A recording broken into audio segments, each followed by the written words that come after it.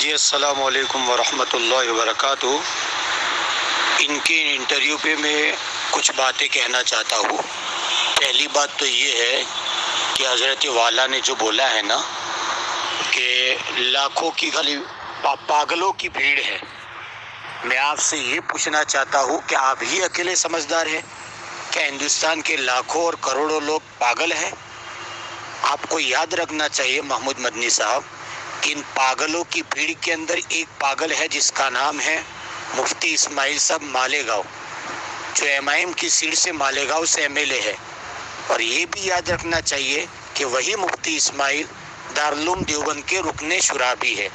اگر وہ پاگلوں کی بھیڑ میں وہ بھی پاگل ہے تو میں آپ سے یہی کہتا ہوں کہ ان کے دارالعلوم دیوبند کے رکن شورا سے نکال دینا چاہیے، کیونکہ وہ پاگلوں کی بھیڑ کے اندر اندھا دھند چل رہے ہیں۔ دوسری بات یہ کہنا چاہتا ہوں کہ آپ نے یہ کہا ہے کہ دیکھ لو تلنگانہ کے الیکشن کے اندر کیا ہوا۔ ارے بھائی صاحب، تھوڑا سیاست کا بھی واقفیت رکھا کرو اور سیاست کا بھی مطالعہ کیا کرو کہ کون سی پارٹی کون سی اسٹیٹ سے کتنی سیٹوں پہ الیکشن لڑتی ہے۔ تلنگانہ کا جو ویدھان سبھا کا الیکشن ہوا تھا اس کے اندر MIM کا گٹھ بندھن تھا، KCR جو سابق چیف منسٹر تھے چندر شیکھر راؤ، ان کی پارٹی سے گٹھ بندھن تھا، اور گٹھ بندھن ہوتے ہوئے MIM نے تلنگانہ کے اندر صرف 8 سیٹوں پر الیکشن لڑا تھا، اور ان 8 سیٹوں میں سے حیدرآباد اور حیدرآباد کے اطراف کے اندر ان 8 سیٹوں میں سے 7 سیٹوں پر MIM الیکشن جیتی ہے۔ یہ بھی آپ کو یاد رکھنا چاہیے کہ وہ ساتوں کی ساتوں سیٹیں دوبارہ جیت کے واپس لائی ہے۔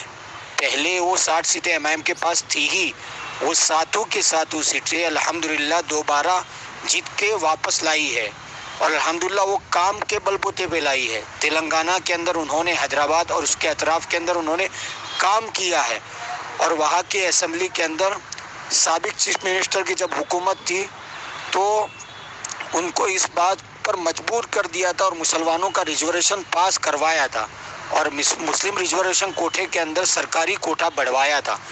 آج بھی کانگریس کی حکومت آئی ہے تو کانگریس کی حکومت کو بھی وہ لوگ مجبور کر رہے ہیں، اور اتنا مجبور کیا ہے کہ کانگریس بظاہر MIM سے دوستی کرنے پر مجبور نظر آ رہی ہے، تھوڑی تھوڑی اشارے اس کے بتا رہے ہیں۔ آپ کو یہ بھی یاد رکھنا چاہیے کہ 2019 کے لوک سبھا الیکشن کے اندر حیدرآباد سے کانگریس کے MP کو MIM نے اسد الدین اویسی نے 2.5 لاکھ ووٹ سے ہرایا تھا، اور ابھی تازہ الیکشن 2024 کا BJP کے MP کو تقریباً 3.25 لاکھ ووٹ سے ہرایا ہے۔ یہ ان کا کام بتا رہا ہے، وہاں کی ان کی مسلم جنتا نے بلکہ مسلمانوں سے زیادہ غیر مسلم لوگ ان کو ووٹ دیتے ہیں ان کے کام کے سلسلے کے اندر۔ تیسری بات یہ بولنا چاہتا ہوں، میں آپ سے پوچھنا چاہتا ہوں کہ آپ نے کیا ٹھیکہ لے رکھا ہے کہ مسلمانوں کی کون سی پارٹی ہندوستان کے کس حصے کے اندر الیکشن لڑے گی؟ آپ بولتے ہیں اسد الدین صاحب کو کہ ان کو حیدرآباد سے باہر نہیں آنا چاہیے۔ مولانا بدرالدین اجمل کو آپ نے رائے دیا تھا کہ آپ آسام سے باہر نہیں نکلیے، ٹھیک ہے، آپ کی رائے مان لیا۔ مولانا بدرالدین اجمل کو آپ نے رائے دیا تھا کہ آپ آسام سے باہر نہیں آئے، مولانا آسام سے باہر نہیں آئے۔ یہی لوک سبھا الیکشن دیکھ لو، جو ابھی تازہ الیکشن دیکھ لو، مولانا بدرالدین اجمل کو ہرانے کے اندر سب سے بڑا ہاتھ کس کا ہے پتہ ہے آپ کو؟ اسی کانگریس کا ہے جس کانگریس کے آپ گن گاتے ہو اور جس کانگریس کی آپ تعریف کرتے ہو۔ اس کانگریس نے بڑی پلاننگ کے ساتھ مولانا بدرالدین اجمل کو آسام کی دھوبری لوک سبھا سیٹ سے ہرایا ہے، اور یہ پول کھلا ہے ملت ٹائمز کے شمس تبریز نے، وہ بھی آپ کو دیکھنا چاہیے۔ چوتھی بات یہ بتانا چاہتا ہوں کہ ابھی مہاراشٹر کے اندر ایک گستاخ نے، ایک ملعون نے، اس کمینے نے اللہ کے نبی کی شان کے اندر گستاخی کی ہے۔ کیا آپ نے اس کے خلاف کچھ بولا؟ بس آپ کی بیان بازی آ گئی اور آپ کی بیان بازی اخباروں کے اندر چھپ گئی، اتنا ہی آپ نے کہہ دیا، آپ خاموش ہو گئے۔ کیا آپ نے آئین کے دائرے کے اندر روڈ پر نکل کے آندولن کیا؟ عوام کے بیچ میں جا کے عوام کو ساتھ لے کے، مسلمانوں کو ساتھ لے کے عوام کو آندولن کیا؟ میں یقین کے ساتھ کہتا ہوں محمود مدنی صاحب کہ پورے ہندوستان میں سے پہلا وہ بندہ امتیاز جلیل ہے جو اس سرزمین پر اتر کر آئین کے دائرے کے اندر آندولن کیا ہے ہمارے کسان کے اندر جو اس نے گستاخی کی ہے، اس ملعون نے اس کے خلاف آئین کے دائرے کے اندر آندولن کیا ہے، اور اورنگ آباد سے لے کر ممبئی تک وہ بندہ آیا ہے۔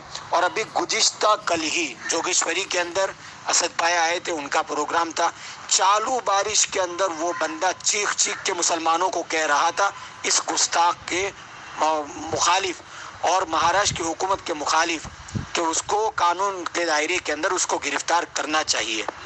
اور پانچویں بات میں آپ کو یہ کہنا چاہتا ہوں کہ ابھی وقف قانون بل جو حکومت لائی ہے پارلیمنٹ کے اندر ابھی پیش ہونے والا ہے، آپ نے وقف قانون بل کے لیے کچھ کیا کیا؟ کچھ ہمارے بڑے بڑے علماء، اس میں سب سے آگے پیش جو نام ہے مولانا خلیل الرحمن سجاد نعمانی، مسلم پسند لا بورڈ کے صدر ہے مولانا خالد سیف اللہ رحمانی، یہ سارے نام مشہور ہیں۔ اس کے علاوہ اگر میں یہ کہتا ہوں کہ عوامی سطح پر ایک عام آدمی نے اگر کسی کے اندر حرکت ہم نے دیکھی ہے تو وہ حرکت وقف قانون وہ حرکت ہے اسد الدین اویسی صاحب کی۔ کتنا فکر مند ساتھی ہو پتہ ہے اس قانون کے خلاف، اور گم کے بتا رہا ہے کہ اگر یہ قانون پاس ہو گیا تو یہ ہوگا یہ ہوگا یہ ہوگا، اتنا نقصان ہوگا۔ بھائی صاحب برائے کرم ہم آپ کو یہی مشورہ دیتے ہیں کہ آپ خاموش رہے، یہی آپ کے لیے بہتر ہے۔ ہاں، آپ دوسروں کو بولتے ہو نا بھڑکاؤ بھڑکاؤ بھڑکاؤ، یہ انٹرویو میں جو ساحل نے گودی میڈیا کے چینل نے جو آپ کو بولا ہے نا بھڑکاؤ، اور اس کے جواب میں آپ نے جو بھی بولا ہے، ہاں وہ جب دہرانا الفاظ نہیں چاہتا ہوں، آپ کو میں یہی رائے دیتا ہوں کہ بھڑکاؤ انٹرویو دینا بند کر دو اور بیہودہ انٹرویو دینا بند کر دو۔ آپ کی خاموشی امت کے لیے بہتر ہوگی۔ برائے کرم جو لوگ کام کر رہے ہیں ان کو کام کرنے دو۔ میں آپ سے پوچھنا چاہتا ہوں، بلکہ ہندوستان کے مسلمان یہ پوچھنا چاہتے ہیں، 2012 یا 13 کے اندر آپ سماج وادی پارٹی کے ٹکٹ پر راجیہ سبھا میں گئے تھے، آپ نے یو پی کے مسلمانوں کے لیے کتنا آواز اٹھائی؟ آپ نے یو پی پہ مسلمانوں کے لیے ان 5-6 سالوں کے اندر کتنا کام کیا؟ وہ ہندوستان کے مسلمان یہ جاننا چاہتے ہیں، وہ ڈیٹا بتاؤ آپ۔ اس لیے آخر میں یہی مؤدبانہ درخواست ہے، آپ بڑے ہیں، عزت اور احترام کے ساتھ کہتا ہوں کہ آپ بھڑکاؤ انٹرویو مت دو۔ برائے کرم انٹرویو دینا ہے تو صحیح انٹرویو دیا کرو، یا تو پھر خاموشی آپ کے لیے بہتر ہے۔